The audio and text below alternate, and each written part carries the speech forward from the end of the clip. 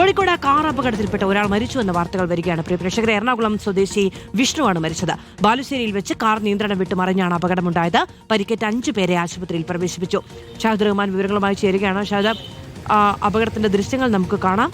ആ ദൃശ്യങ്ങൾ തന്നെ വ്യക്തമാക്കുന്നതാണ് എത്ര വലിയ അപകടമാണ് ഉണ്ടായതെന്ന്. വാഹനത്തിന്റെ പിൻവശം അതുപോലെ തന്നെ മുന്നിലെ ഒരു വശമൊക്കെ ഇടിഞ്ഞു പൊളിഞ്ഞു പോയിട്ടുണ്ട്. അപകടത്തിൽ പരിക്കേറ്റവരുടെ ആരോഗ്യാവസ്ഥ എന്താണ്? ഒരാളുടെ മരണം കൂടി സ്ഥിരീകരിക്കുന്നു.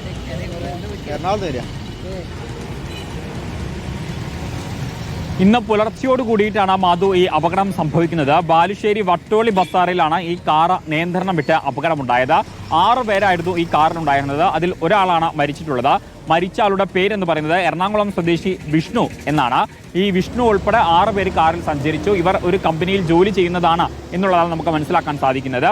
അതായത് 3 പേര് കോൺട്രാക്ട് ജീവനക്കാരും 3 പേര് കിനാലൂരിലുള്ള ജോഗർ കമ്പനിയിൽ ജോലി ചെയ്യുന്ന ആളുകളുമാണ് എന്നുള്ളതാണ് നമുക്ക് ലഭ്യമായിട്ടുള്ള വിവരം. ഈ കമ്പനിയിൽ നിന്നും ബാലുശ്ശേരി വന്ന് ഭക്ഷണം കഴിച്ച് തിരിച്ചു പോവുകയായിരുന്നു. അതിനിടയിലാണ് കാറിന്റെ നിയന്ത്രണം പോവുകയും കാർ ചെന്ന് ഇടിക്കുകയും വലിയ രീതിയിലുള്ള പരിക്ക് ബാക്കിയുള്ള ആളുകൾക്ക് ഉണ്ട് എന്നുള്ളതാണ് നമുക്ക് മനസ്സിലാക്കാൻ സാധിക്കുന്നത്. ഇവരെ വിവിധ ആശുപത്രികളിൽ പ്രവേശിപ്പിച്ചിട്ടുണ്ട്.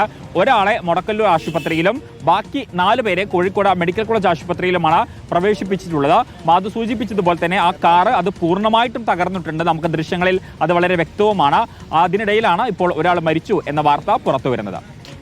ഷാഹിദാണ് വിവരങ്ങൾ നൽകിയത്. ബാലുശ്ശേരിയിലാണ് അപകടമുണ്ടായത്. 5 പേർക്കാണ് പരിക്കേറ്റത്.